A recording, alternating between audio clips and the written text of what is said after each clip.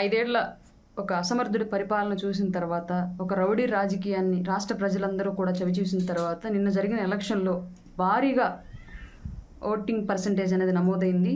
అది భారీగా కూటమికి అనుకూలంగా ఓటింగ్ పడింది అనేది దానికి నిదర్శనంగా ఇవాళ జగన్మోహన్ రెడ్డి చేయించుకున్నటువంటి సర్వేల్లో జగన్మోహన్ రెడ్డి యొక్క ఆంతరంగిక టీం ఇచ్చినటువంటి ఇన్ఫర్మేషన్తో తెల్లమైంది. కాబట్టి ఈ రోజు జగన్మోహన్ రెడ్డి తట్టాబుట్ట సర్దుకోవడానికి ఆల్రెడీ లండన్కి పారిపోవడానికి ముందస్తుగానే టికెట్లకి అలాగే కోర్టుకి పర్మిషన్ కూడా పెట్టుకుని ఉన్నాడన్న విషయం మనకు ఎలక్షన్కి ముందే తెలుసు. నిన్నటి పోలింగ్ తర్వాత ఈ రోజు ఇప్పటికిప్పుడు జరుగుతున్న ఇంకొక సంఘటన ఏంటి అంటే 6 రకాలైనటువంటి సంక్షేమ పథకాలు ఏవైతే ఫీజు రియంబర్స్మెంట్ కానివ్వండి, విద్యా దీవెన కానివ్వండి, రైతు భరోసా కానివ్వండి, ఇంకా మిగతా ఏవైతే సంక్షేమ పథకాలు 6 రకాల సంక్షేమ పథకాలకు సంబంధించి రాష్ట్ర ప్రభుత్వం నుంచి పేదల అకౌంట్లో పడాల్సినటువంటి 14,000 కోట్ల రూపాయల్ని జగన్మోహన్ రెడ్డి ఎప్పుడో జనవరిలో బటన్ నొక్కి ఇప్పటి వరకు కూడా అకౌంట్లో డబ్బులు వేయకుండా వివిధ సభలు పెట్టి ప్రతిదానికి ఆసరా పేరుతో సిద్ధం సభ, విద్యా దీవెన పేరుతో సిద్ధం సభ అని చెప్పేసి సభలు పెట్టాడు. కానీ ఒక్కళ్ళకు కూడా అకౌంట్లో డబ్బులు వేయలేదు. ఆ డబ్బులన్నింటిని కూడా ఇప్పటి వరకు దాచిపెట్టి ఎలక్షన్కు ముందు వేసి ఓట్లన్నా కొల్లగొట్టాలి, లేదంటే ఎలక్షన్ తర్వాత ఆ డబ్బులు వాళ్ళ బినామీలకైనా కొల్లగొట్టి తీసుకెళ్లిపోవాలన్న ఉద్దేశంతో ఇప్పటి వరకు డబ్బులు వేయకుండా ఉంచుకున్నాడు.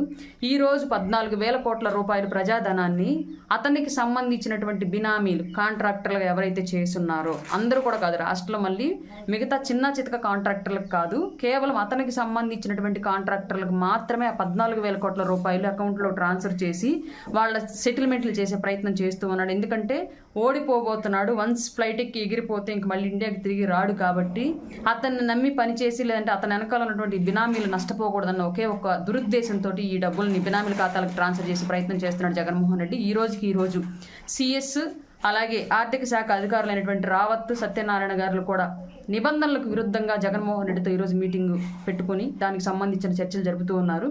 ఇన్ని రోజులు నేను పేదల మనిషిని, అన్ని కులాలను ఉద్ధరించానని చెప్పేసి మాట్లాడుతున్న జగన్మోహన్ రెడ్డి కేవలం అతని బినామీలకి, అతని సామాజిక వర్గానికి, అతని సామాజిక వర్గంలో కూడా కేవలం అతనికి ఉపయోగపడతారు అనుకున్న వాళ్ళకు మాత్రమే లబ్ధి చేకూర్చాడు. ఇన్నాళ్ళు కూడా అతనికి ఊడిగం చేసిన వాళ్ళే రాష్ట్రంలో బాగుపడ్డారు తప్ప సామాన్యులు, మిగతా సామాజిక వర్గాలు ఎవరు బాగుపడలేదు అనడానికి ఇది ఒక పెద్ద నిదర్శనం.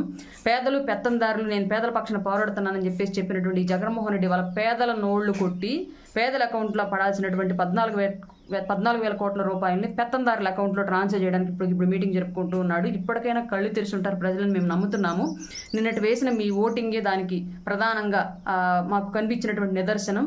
రాబోయే రోజుల్లో కూటమి గెలుపు, అఖండ విజయంతో కూటమి వస్తుందని చెప్పేసి బలంగా నమ్ముతున్నాం. నిన్న జరిగిన ఓటింగ్ సరళిని మేమంతా గమనించిన తర్వాత రాబోయే రోజుల్లో మన కూటమి ప్రభుత్వంలో అందరం ఆర్థికంగా, సామాజికంగా అభివృద్ధి చెంది ముందుకు వెళ్లేలాగా కూటమి కృషి చేస్తుందని చెప్పేసి మాటిస్తూ, ఇట్లాంటి జగన్మోహన్ రెడ్డి లాంటి దొంగని రాష్ట్ర రాజకీయాల నుంచి తరిమి కొట్టినందుకు మీకు అందరికీ కృతజ్ఞతలు. మరొక్కసారి ఇతనికి సంబంధించిన ఎవరు ఈ రాజకీయాలు అడుగు పెట్టకుండా జాగ్రత్త పడాలని చెప్పేసి అందరినీ కోరుకుంటున్నాము. జై జనసేన, జై టీడీపీ, జై బీజేపీ.